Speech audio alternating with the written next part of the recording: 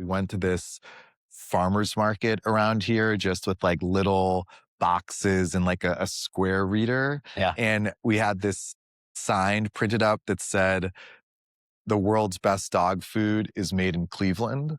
I think the first thing I want you to know about us is that we make the world's best dog food. But in the top 5 is that we also make it in Cleveland. Hello, everyone. I am Jeffrey Stern, your host of today's O.H.I.O Fun Report with Michael and Tory Waxman, the founders of Sundays for Dogs.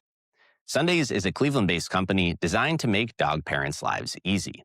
What began with their own dog, Mabel, and the simple question that Dr. Tory, who is a seasoned veterinarian and loving dog parent, kept asking of why feeding Mabel and other dogs had to be so difficult, has since grown into one of the most exciting national consumer brands to emerge from Ohio as a leader of human-grade, zero synthetics, veterinarian-formulated dog food. Since my last conversation with Michael and Tory in 2023 on Lay of the Land, Sundays has scaled massively. They've raised more than $55 million in capital, built out a Cleveland-based R&D Test Kitchen, where our conversation today took place, and have grown from a direct consumer upstart into a nationally recognized brand preparing for omni-channel distribution. Along the way, they have not only created a product that dogs love, but a company that sits at the forefront of a booming pet food market. In our conversation, Michael and Tory reflect on Sunday's journey thus far, explore what's on the horizon for the company, and unpack how they have navigated the challenges of scaling, from customer acquisition and marketing shifts to balancing supply and demand to elevating their senior leadership team, all while holding true to the values that inspired Sundays from the start, making it easier to be an awesome dog parent. So with that, please enjoy this awesome conversation with Michael and Tory Waxman. Hello, everyone, and welcome to the O.H.I.O Fund Report, a show dedicated to raising the collective ambition of Ohio. Before we dive in, just a quick note. This podcast is for informational purposes only. Nothing you hear today should be taken as investment advice, a recommendation, or an offer to buy or sell any securities. Please note that the O.H.I.O Fund and its affiliates may maintain investments in the companies discussed. Any forward-looking statements you hear today are based on current expectations and may change. Please do your own research and consult with your advisors before making any investment decisions. Michael, Tory, it's good to see you. It's been a few years now since we've formally sat down and been able to reflect on the Sundays journey thus far, which in startup time is like an eternity. I love to joke that startup years are like dog years. So Yeah. It's been about 20 years since the podcast. That sounds about right. And we'll unpack those 20 years and what's transpired in that time. But I thought just to kind of, level set and ground the conversation, for those to whom maybe this is their first time hearing about Sundays, just a little bit about both of yourself and how, we got to where we are here today and just kind of an overview of Sundays itself. Sure. If there's one thing to know about Sundays, it's that we make the world's best dog food. And it was born out of a veterinarian and a software engineer, Silicon Valley product guy. And, I think that in a weird way, companies are such the product of the DNA of their founders in this kind of inescapable, inevitable way, for better and for worse, because we're humans and have flaws and biases. But I think, all companies, big and small, really are reflections of their founders. And I think for us, Tory just brings to the table this deep care for animals and setting a new standard in what dog food can be and really holding us to it. And for me, I kind of have this, maybe delusional idea from Silicon Valley that a great product can really change the world for the better. And no better category to do that in than for dogs, because as we always joke, if the roles were reversed, we know this is what they do for us. And so it's kind of the least we can do to really try to elevate the whole field.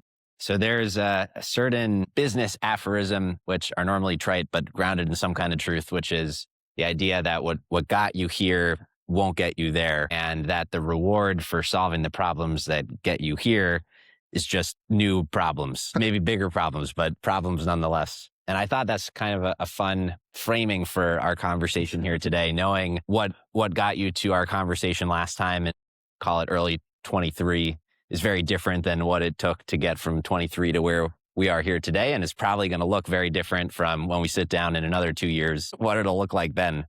And really, as a frame to talk about every part of the business, from how your thoughts on brand, the product, operations, leadership, just kind of scaling across the board. So with that in mind, I just kind of wanted to ask, like, what's been the most surprising, and salient learnings you've had of growing Sundays over the last 2 years and getting it to here?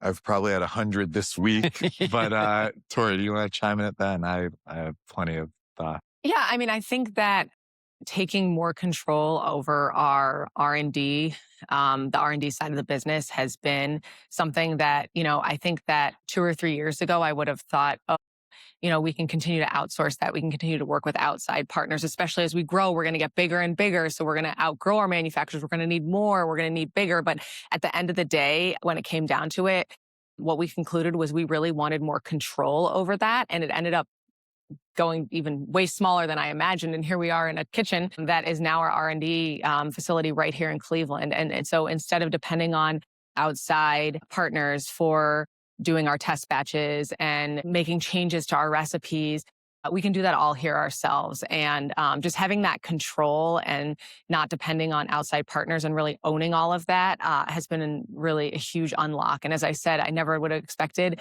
to go smaller, but in a way that it allows us to make those like multiple changes and to do multiple experiments and look into many different changes we could possibly make to our current recipes as well as future recipes. We're always trying to do the best we can. As we think our dog food's the best, but we're always looking at ways to make it better. So we're looking at iterating our current recipes. We're looking at creating future recipes. And by taking control of that ourselves, I'm hoping that we can do it better and make it better.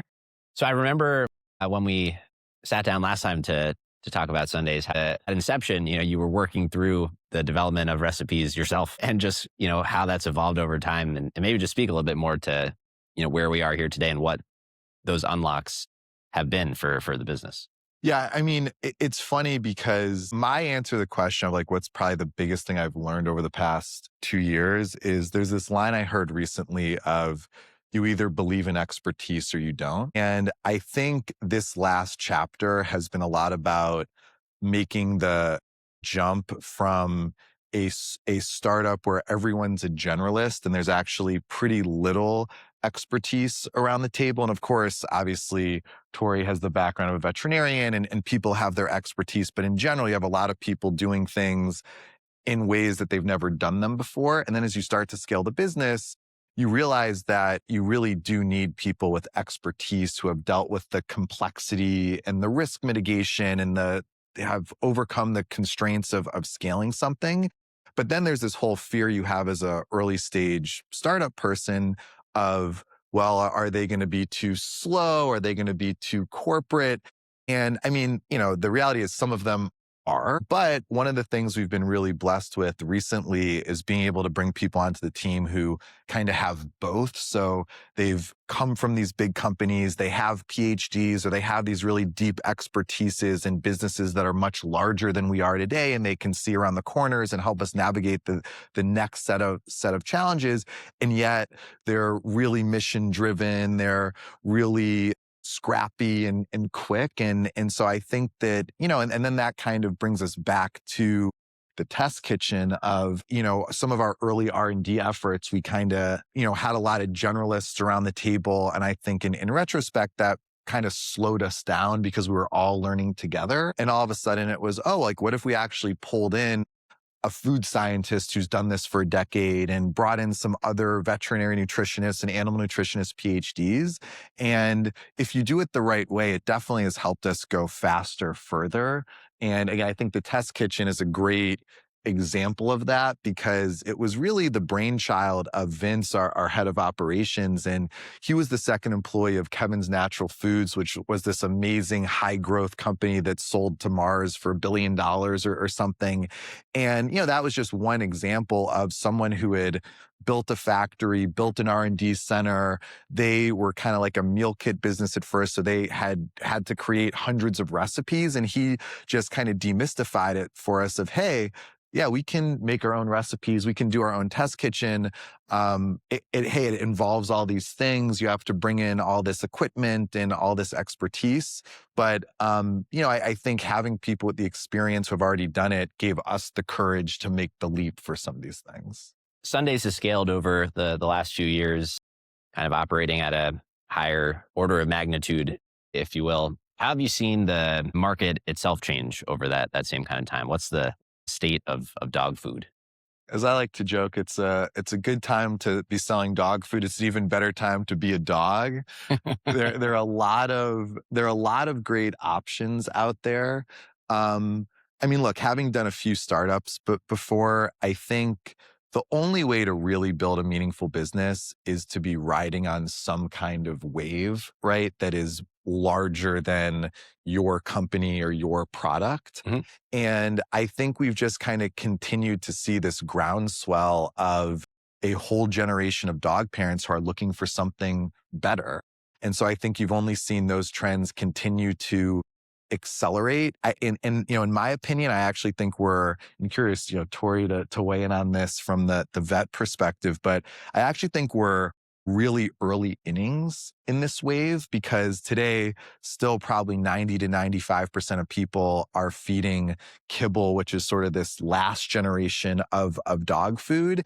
And, just based on our growth and some of the surveys we do talking to customers, I think at this point, as much as half of people are looking for something better, they want something healthier, more in line with the way they treat their dog as a member of the family who sleeps in their bed and so on. And now I think it's just a question of, what is that thing that comes after kibble? And obviously in our view of the world, it's Sundays. And we imagine a future 10 years from now where Sundays or something like Sundays, human grade, shelf stable, fresh is the default form factor that 90% of dogs eat. But we have a really long way to go to get there. But it's cool to be the beneficiaries of a wave like that, though, Yeah. because you have other brands like the Farmer's Dog and even us now, like we run TV ads. And so there's consumers are getting this surround sound education and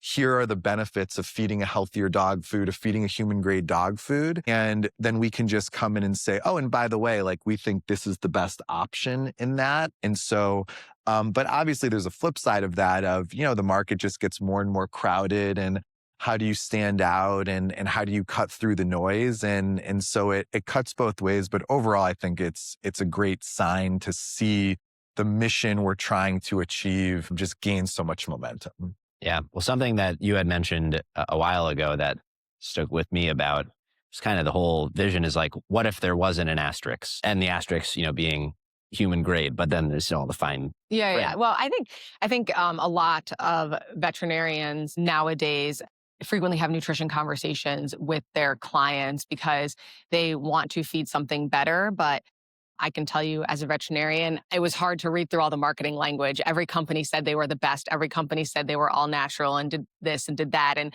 at the end of the day, your job is first and foremost to take care of sick animals, keep animals healthy. You didn't have time to get weighed down by all of these different claims and try to, figure out exactly what all these companies were standing for. And so when I started Sundays, my goal was to just create the diet that I felt was the best out there and the best for the dog and the easiest. I mean, as I joked last time, and it's still true, I don't cook for my own family every night. So I'm not going to be, cooking for my dogs every night. And so if there is something out there that's as easy as just pouring food into a bowl, but that is as healthy and as nutritious as feeding whole foods to create a complete and balanced meal. I mean, that is kind of the goal of Sundays. And I think that veterinarians are becoming more and more aware of, the multiple diets available and the different form factors.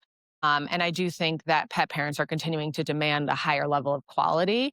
And we're seeing that reflected in the market. I just hope that we can kind of break through the noise and show that, we're not just another marketing company that happens to make dog food. At the end of the day, we're super passionate about our dogs. And I mean, we joke that we make Sundays for our own dogs and we happen to share it with other dogs, but it's true. Every batch of Sundays is made for our dogs. We begrudgingly to them share it with other dogs, but it really is a passion project. As a busy human and dog mom myself, I don't have time to do everything, even though I try. And so if I can just make one thing in my day a little bit easier, such as feeding them, the best food I can, but in the easiest way possible, like that is just like a little unlock for me in my busy life. Well, you mentioned investment in leadership and narrow expertise. Is Mabel still the chief taste tester of the company? She is, but it's only because she has a lot of experience now, a lot of reps under her belt. She's eaten a lot of bad test batches and a lot of good ones. And so when she signs off, we know we're at least at her bar, which is pretty high. Yeah. So how has your thinking on the marketing side of the business evolved? Yeah, obviously the core is the product, and we can talk a little bit more about, your vision for where that goes, more of what, this kind of R&D unlocks.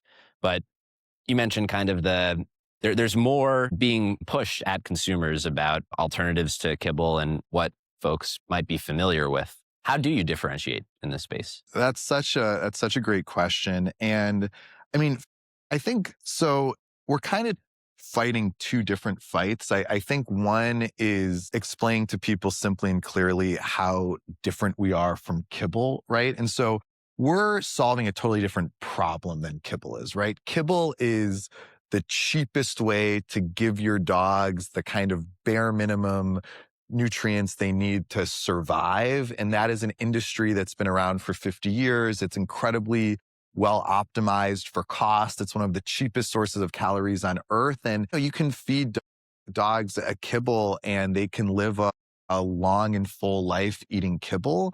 But we're trying to do something totally different, which is we're trying to create the best possible food for your dog to thrive and fulfill them, not just nutritionally and with the highest food safety standards, but also with taste, right? I mean, we think of our dogs, we've started to humanize them and we want them to kind of like self-actualize and live their best life and enjoy every meal. And so we're kind of solving this totally different problem. And I think, again, more dog parents view their dogs that way. And so they kind of get it. Then the question becomes, all right, so you're convinced you want to feed your dog something better than kibble, but what should that be? What's too much? What's too little? And so that's kind of the other side of the equation of how do we kind of plainly, succinctly say that this is the best alternative dog food in the world. And the reality is, I think we're still early on our journey there. I think our product is still far ahead of our marketing and our ability to tell a story about that product. And so one of the things that we've done on and off and we've recently leaned back into is just sampling and going to places where our customers are, where dogs are, and just getting food in bowls in front of humans and dogs. That, sort of a picture says 1,000 words. A dog gobbling up the food or the smell of it because it smells totally different than dog food. It's like a artisanal jerky because that's kind of what it is. That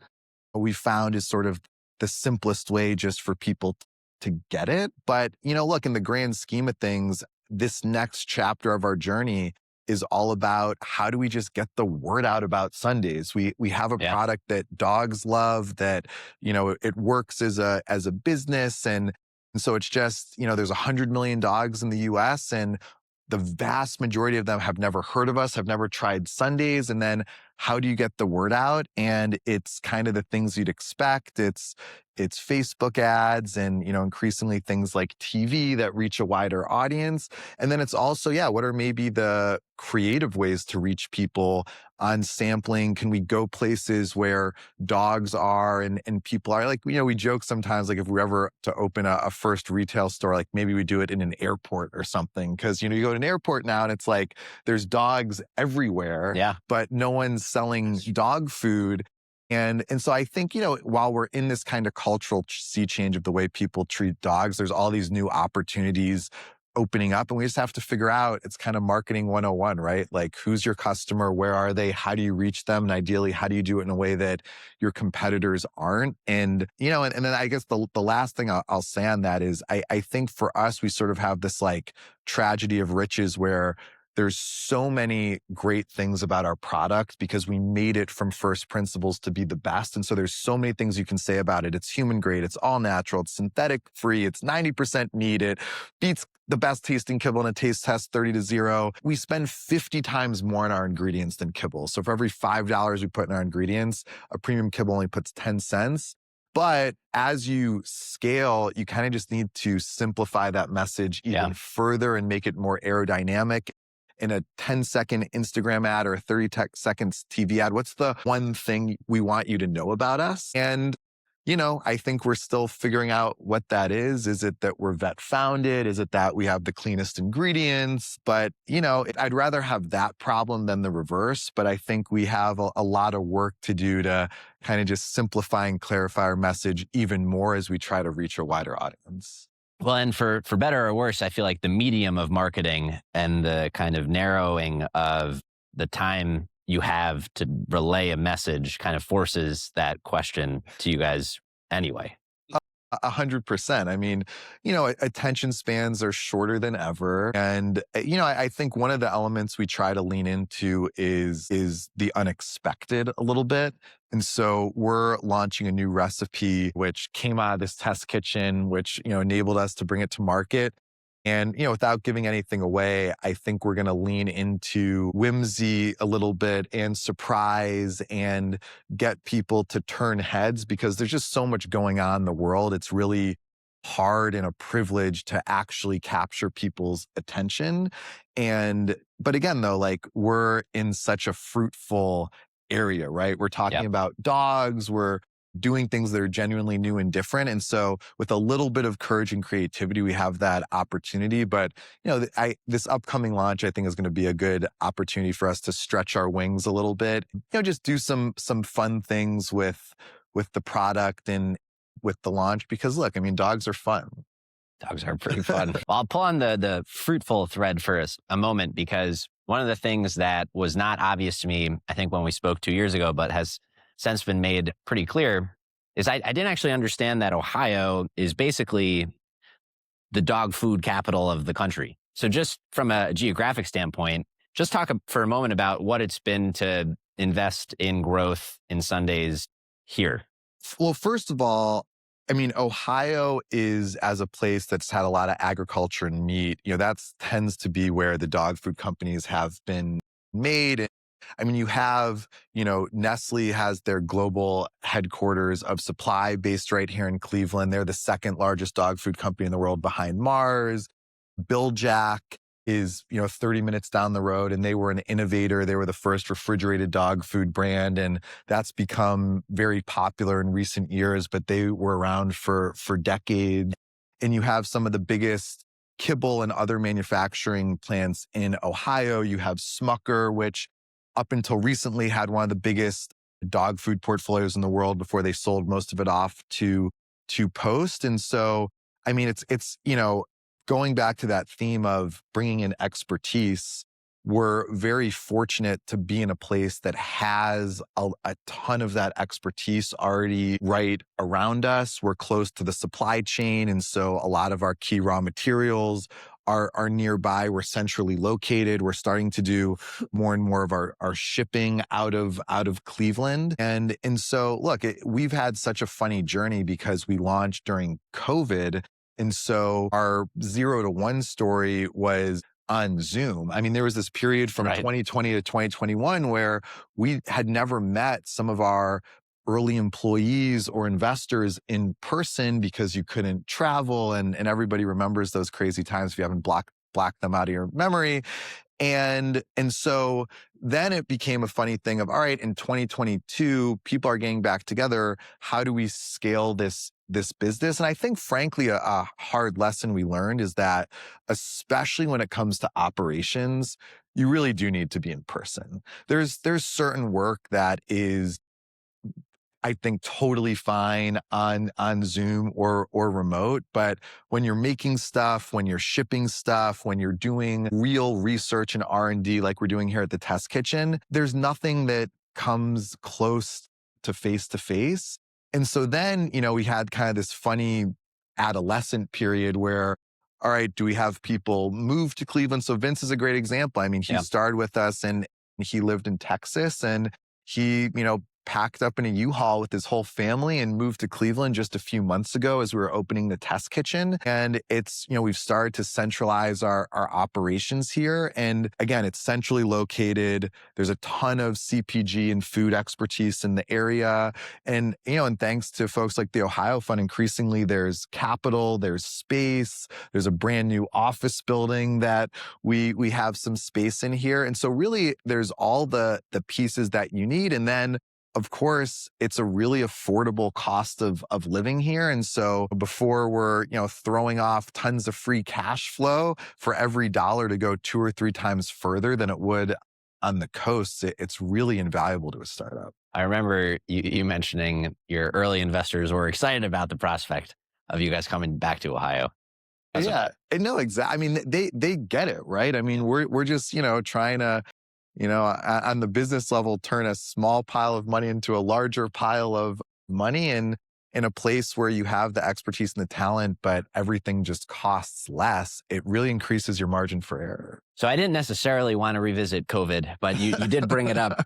And I remember this incredible story that you had told about how during that period, you were trying to procure a few thousand pounds of beef, and the meat supply basically fell through, and you had to kind of creatively, very entrepreneurial fashion, figure out where to get beef. I'll just use that as a segue to talk about, I think, supply, because one of the benefits, as far as the original framing of solve problems, unlock new problems, is that as the demand for Sundays grows and more people are aware of it and more people want it, you have to make sure there's enough dog food on the other side.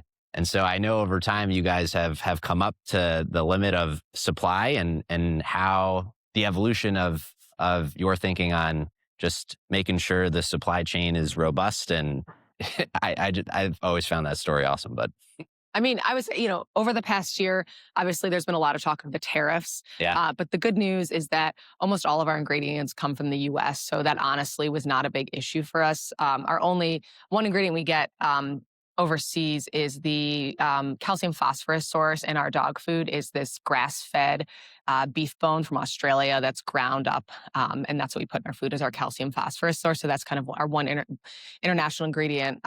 But overall, most of our ingredients do come from the US. So we were very lucky to be shielded from a lot of the tariff issues. And it's funny, we had a lot of people be like, oh my goodness, what are you guys doing about the tariffs? We were like, honestly, we really haven't thought about it. So we were pretty lucky on that front. As we grow, as Mike was touching on before, we've been able to hire experts. The fact that 5 or 6 years ago, I was in charge of all of our ingredient procurement and supply chain is terrifying to think about. Thank God we have actual experts dealing with these things now.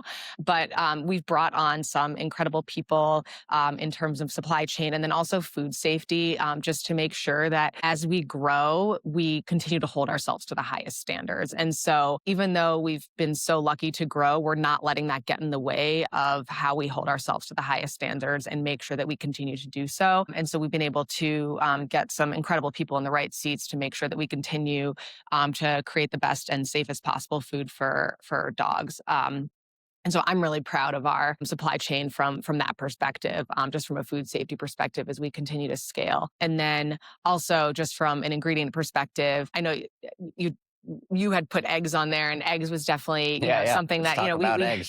So egg prices is something we do source domestically, but unfortunately there was that surge in egg pricing. And so the thing with eggs, just as a side note from a nerdy formulation side, eggs are great because they're a great protein source. They are also a great source of many vitamins and minerals like vitamin B12 and vitamin D and selenium, but also they have a complete amino acid profile, which very few protein sources have that nice complete amino acid profile. So for many reasons, I love working with eggs in our food, but unfortunately we ran into an issue with egg pricing. But because of, our robust supply chain team, we were able to kind of figure things out and make sure that we are continuing to include the high quality egg in our food. And we honestly, it cost us more. We did not pass that on to customers because we were not willing to, make any kind of compromises on the quality of the product that we're putting in our food. And I think things have leveled out, but the eggs was definitely a big, I don't know if you want to kind of follow up on that, but. No, I mean, the eggs were honestly just like a nightmare. I mean, I think at the peak, we were literally paying like 6 times more for eggs than we used to because, I mean, they're a human grade egg, but we obviously have like a very specific spec and we have to buy it in big quantities. So when it goes up twice in the grocery store, we're buying the same eggs, but for us, it can go up 4 or 5 times in price. I think the broader paradox of the supply chain for us is something Tori and I both felt really strongly about is we only wanted to start a dog food company if we were bringing something into the world that was genuinely new and different and better. And I think that's ultimately why our product has resonated with so many dog parents. The flip side of that is it's really hard to make something like that, right? Because you can't just call up the kibble factory and just place a PO for dog food. We had to kind of figure it out ourselves. And so we've kind of gone through these fits and starts of, all right, we figured out a small jerky kitchen where we can make our first batch. We've outgrown that. Where are we making our next level of food? And so scaling the supply chain has been really challenging. I mean, even from day one, it took us about 2 years to figure out a way to make the food commercially before we launched. Yep. And every couple of years, we've kind of run into a different bottleneck. And when we sort of reconnected last summer, we were in a bit of a crisis where we couldn't, basically the amount of food we thought we were able to make turned out to be much less. And it was on the one hand, a good problem to have that the demand for our product was greater than our ability to make it. On the other hand, it was still very much a problem because we had counted on certain growth to pay for our expenses and things like that. And all of a sudden we couldn't make as much food as we wanted. And so, we were fortunate enough and frankly, we worked really hard and also got a little bit lucky to find some partners that let us expand to this next level of scale. But as we learned the hard way a few times, as soon as you kind of figure out the one bottleneck, you kind of already have to start thinking about the next one. And, one of the amazing things about this test kitchen from where we're doing this podcast is it's really helped, I think, demystify some of our manufacturing process for us because we obviously are intimate, we kind of came up with it, so we're intimately familiar with it. But there's something about being able to come in here, make the food from start to finish ourselves on this kind of mini scale, which, I mean, first of all, I think it helps us inform how to make our product even better at where we're currently producing it. And then all of a sudden it starts to say, okay, what if we made our own facility one day where we kind of did it from the ground up? Because again, we've always been kind of repurposing other equipment that wasn't designed to make this new sort of dog food. It was designed to make jerky or it was designed to make, fruit roll-ups or something. And we've repurposed it for dog food. And so again, I think one of the many ways in which we're just getting started and really excited to see how, again, Kibble's been perfecting how they make their food for 50 years. We've been at it for 5, but really have only had the capacity to start to elevate the manufacturing process for the last couple months. And so it's exciting to think where we can maybe take that in the next few years. Totally. With regards to just getting started, the whole business to date has been direct to consumer. And I know you've talked about, meeting folks where they are with regards to their understanding of dog food and what the offerings are. How are you guys thinking about distribution?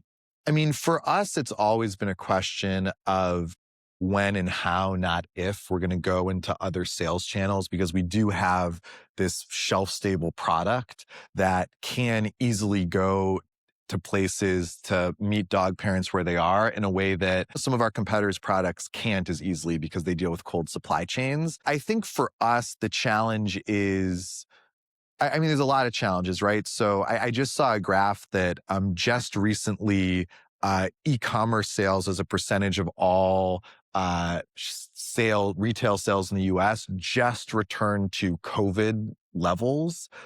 And I forget what the number is, if it's 30% or whatever, but the tricky thing is it's a little bit like catching a falling knife because we're selling online where all the behavior is moving to, right?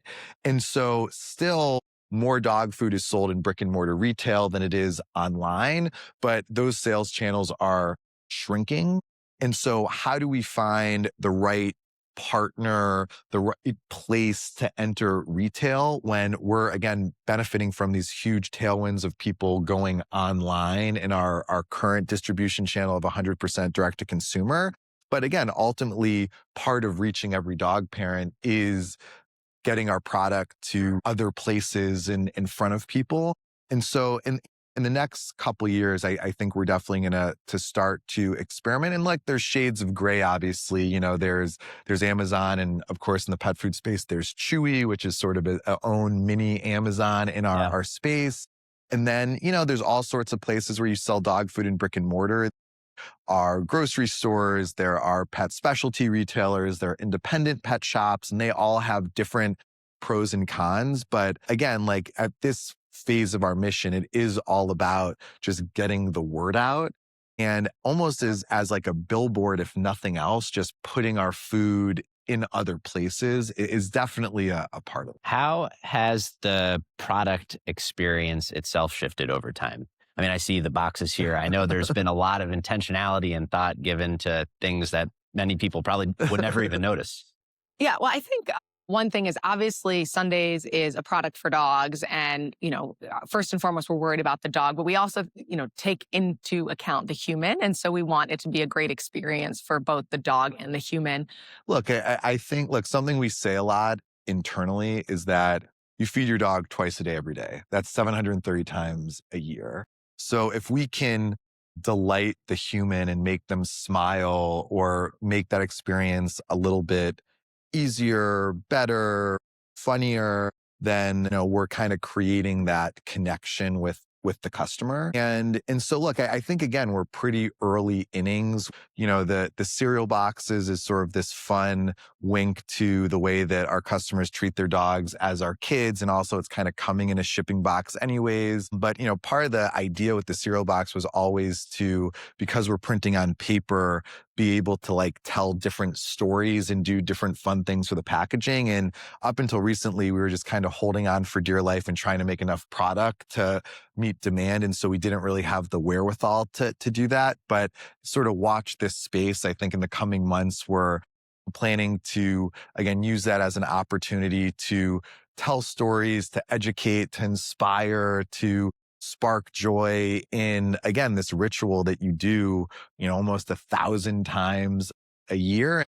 I think there's also a lot, again, we were so laser focused on making the best dog food, which is of course the center of the experience. But I think there's so many improvements, as a founder, I'm always looking at everything we're doing today and thinking how much better it can be. And, you're thinking about the prototypes and the mock-ups for the next version that we're already working on. And I think from the website, from the unboxing experience, there's so much stuff we have in the works that's, we're starting to send to customers even this month of measuring cups and feeding bowls. And there's just so many little ways that I think we can elevate the experience further. And it's a privilege to be able to think about stuff like that. Because again, a couple of years ago, we just weren't in that spot where it's what could we deliver in terms of the food and just getting it to you on time and those little things. But now I think we have the luxury of looking at the whole experience. And again, you can see, I think some stuff, I actually don't know exactly what's behind us, but there's some bowls we're experimenting with and just kind of figuring out, how can we elevate the whole experience even further? This may seem like a strange question, but how are you guys thinking about AI? I mean, it's such a good question. And we were talking about this the other day, but look, I think, and it's funny because the co-founder of my previous startup has become like a luminary in AI and actually a co-founder of Anthropic. And so it's a space I've followed closely for a long time. And bringing it into commerce, I do think we have to start considering a future where the way people buy products does change pretty dramatically. And so maybe you ask ChatGPT, what's the best dog food? And people buy it directly from there without going to our website or without going to a brick and mortar store. And then you start to do the math of, okay, well, in that future, what actually really matters? Yeah. What is creating value for the customer and as a business? And, look, I think there's kind of only a few things that will matter in that future. And fortunately, it's the things that largely we already think about and matter a lot today, but it's R&D and intellectual property, right? Like that is something that in that world becomes even more important, right? Because you kind of can't hide behind marketing as much when you have these super intelligences figuring out like what's the best dog food. You really have to do the work to create the best dog food. So you have, R&D and IP.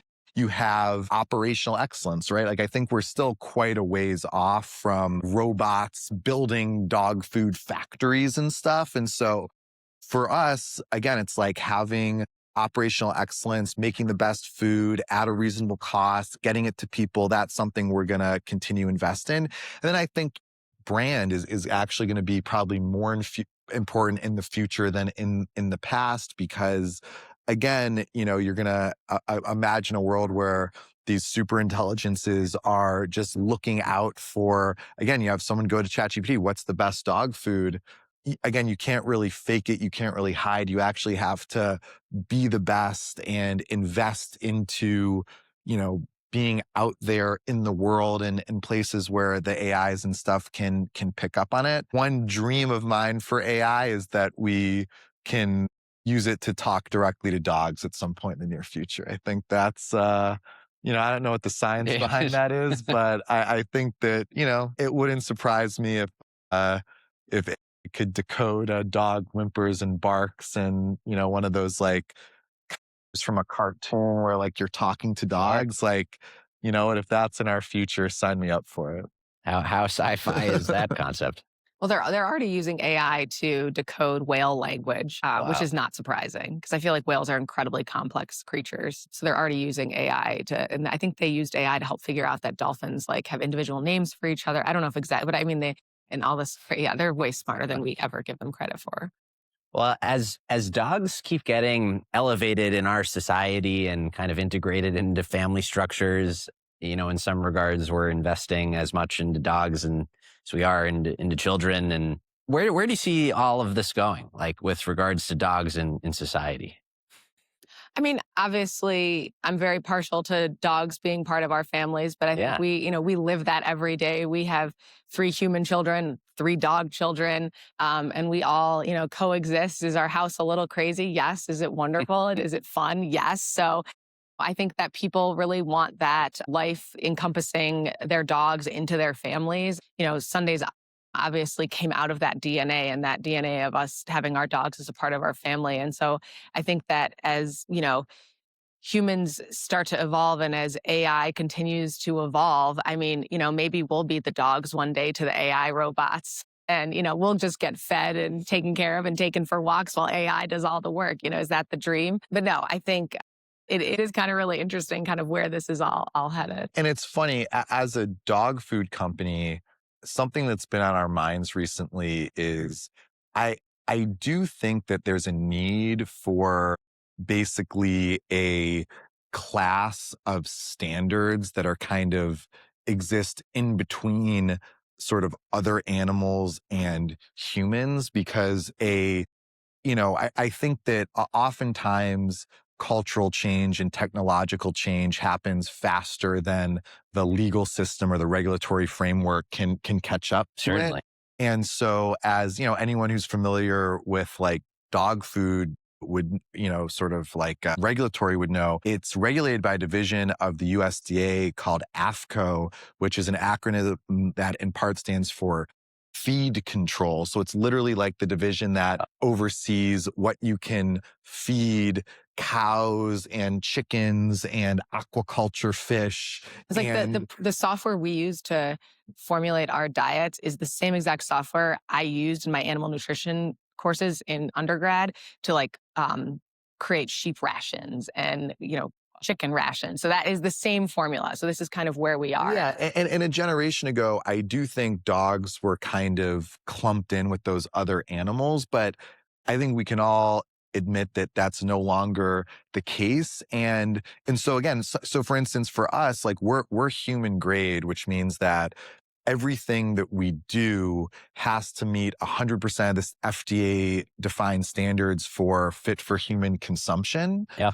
But right now, it's this binary choice between feed grade, which is really designed for all these other animals, not dogs, and human grade, which, again, as much as we overlook this sometimes, because we do treat them as members of the families, dogs are a different species. So there are actually, for instance, organ meats that aren't really part of the human supply chain that are actually the healthiest source of certain nutrients for dogs. And right now, we actually struggle sometimes to get human grade organ meats as an example, or this bone that we were talking about earlier, which is this pharmaceutical grade, kind of crazy human grade bone, but there's probably better ways to kind of get dogs the nutrients they need, but at the safety levels that we expect for humans. And so one of the things we're, starting to think about, again, as we have a little bit more time and resources to think about stuff like this is,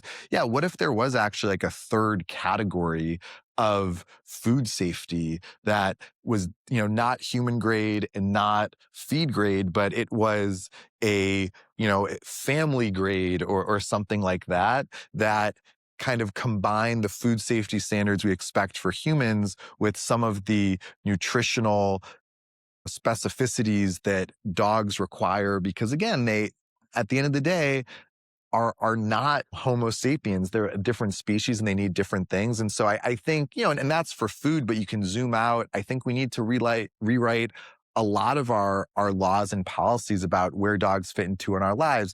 Dogs flying on planes, dogs going in restaurants, where right now there's a lot of tension because there's just dissonance with, again, you can take your family members to these places, but you can't take a goat into a restaurant. But should you be able to take a dog? Yeah, probably. But like under what circumstances, and how do we keep it safe for everybody? And so I think there's like, we're pretty early on in trying to navigate how do we change some of the laws and the regulations to catch up with the way that we've culturally elevated dogs. So I think you maybe introduced at least the topic a bit with the conversation on, the parts of work that are important to do in person.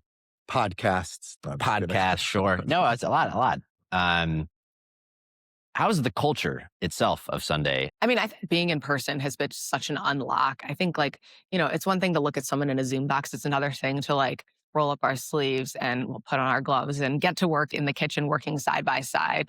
I think that it just creates such a rapport and it really builds those relationships. And I think everyone who we have on the team, which has been so awesome to see, everyone is willing to really just contribute in all aspects. So, for example, we have these highly trained food scientists that are happy to go out and figure out how they can find a mixer that best works for us. And if the electric on the mixer isn't working, figure out, I'm going to call this guy in to help fix the electric. And it's just one of those things where no one is above or below any job. And the idea that we're all kind of working towards this common goal and that we're all willing to kind of put in the work wherever it is, I think has just been so wonderful, especially over this past year and especially being in person. I think you really don't see that level of dedication without building those in-person relationships. And that's something that I've really appreciated over the past little bit.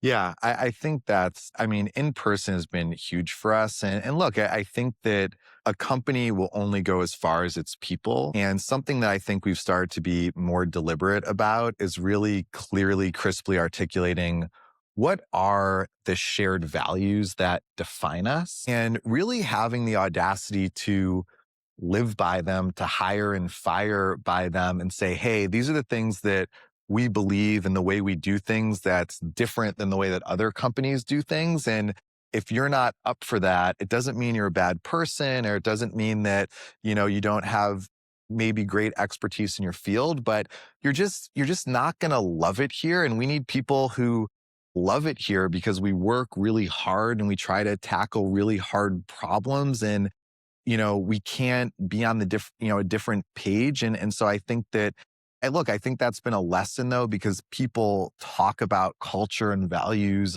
a lot, but it's way easier said than done to actually live by those values and have the courage to say, man, this person is the best at the world at what they do, but they don't share one of our core values. And so they probably shouldn't work here. And again, we've made that mistake of sort of bending that rule of, we like to work fast, they like to work slow. Oh, but they're so good at what they do. Let's find them a seat here. But as we've started to focus on that though, too, I do think there's this whole is greater than the sum of its parts of just everything just gets easier and more fluid and better.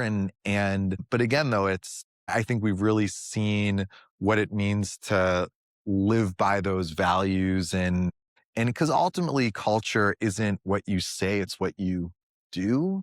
And again, I think, in bringing it back to Tori's comment of in person, I think that's also accelerated that a little bit. I think just being in the same room with someone working on a hard problem in a room can sometimes reveal whether your values are actually shared or not in a way that is probably faster than over Zoom. How would you articulate what the culture of Sundays is? Yeah, I mean, we have some core values that we're actually in the process of re-wordsmithing right now. And so, some of the, it's some of the examples of things we have this value of seeking truth, not comfort. And again, I think it comes from this very, this mindset of scientific rigor and truth seeking. And it's not what do you want to be true, but what is actually true? Is this new recipe better than our old recipe? Yes or no? That isn't a question of wishful thinking. That's a question of empiricism. Is this new web page easier to use or harder to use? I'd like to think it's easier to use because I poured hours of my being into making it better, but we have to be honest about whether it is or not. And our customers ultimately tell us that, team over ego. And one of the things that I think good values have in common too is that they are somewhat distinct to us, right? I think that there are environments that maybe don't value intellectual honesty above all else. Maybe there's bigger organizations oftentimes that politics becomes a bigger thing and you end up with these. Yeah, I mean, that's that's our only deal breaker now. But and it's funny, that's even was sort of a debate about obviously you need to love dogs, but what does that mean? Do you have to have a dog? Do you have to? And so calibrating that has been, look, I think it's been a great journey to just, again, figure out how we prioritize and, again, just articulate the shared behaviors that we really value and find important. What does that future look like? What is the market of dog food? What is Sunday's role within it? What are you guys most looking forward to when you think about what comes next?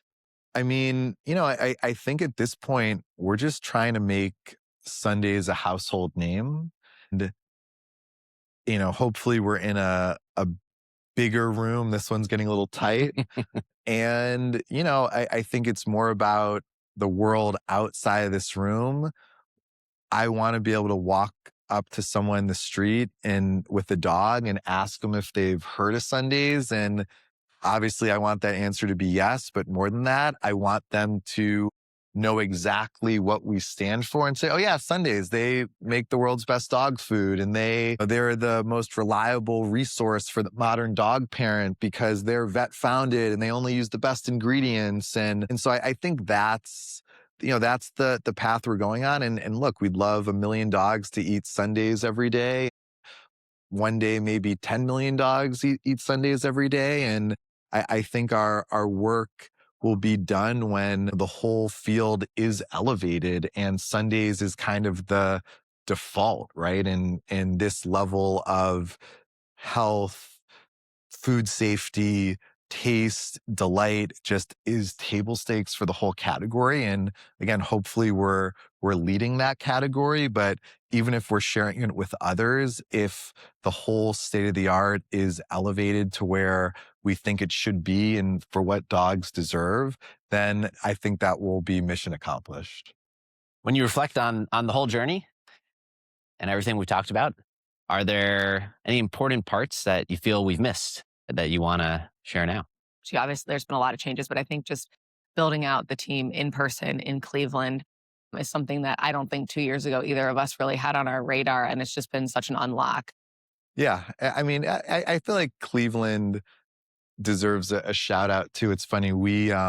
Before we even launched, this was 2019, where we only had prototypes of food, and we hadn't yet figured out how to manufacture it commercially. But we went to this farmer's market around here, just with like little boxes and like a square reader. Yeah. And we had this sign printed up that said, "The world's best dog food is made in Cleveland." And so to kind of maybe tie it together, I think that would be my parting message, that, I think the first thing I want you to know about us is that we make the world's best dog food. But in the top 5 is that we also make it in Cleveland.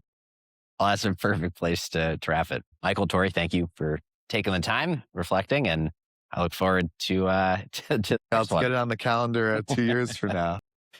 If folks wanted to learn more about Sundays, if they wanted to purchase Sundays, where on the interwebs should they go to learn more? Sundaysfordogs.com. And and feel free, just, if you want to shoot us an email, just founders@sundaysfordogs.com, and excited for you to try it. Perfect. Thank you for tuning in to the Ohio Fund Report. If you enjoyed this podcast, we'd love for you to leave a review on your favorite platform and subscribe to stay updated on all future episodes. You can subscribe via Apple Podcasts, Spotify, YouTube, or directly on our website at theohiofund.com. The information shared on this podcast is for informational purposes only and does not constitute investment advice, an offer to sell, or a solicitation of an offer to buy any security. Past performance is not indicative of future results. The views and opinions expressed by our guests are solely their own and do not necessarily represent those of the Ohio Fund. A guest's participation in this podcast does not imply an endorsement or an investment recommendation by the Ohio Fund. This podcast may include conversations with leadership of a company in which the Ohio Fund or its affiliated funds have an investment, and as such, financial interest in the success of this company, and there may be a conflict of interest in presenting information about the company and its performance. Any forward-looking statements or projections discussed during this episode are based on current expectations, assumptions, and estimates. Actual outcomes may differ materially due to a variety of risks, uncertainties, and other factors. Listeners should consult their own legal, tax, and financial advisors before making any investment decisions. For more information about the Ohio Fund, including our Form ADV, other regulatory filings, and additional conversations, please visit theohiofund.com.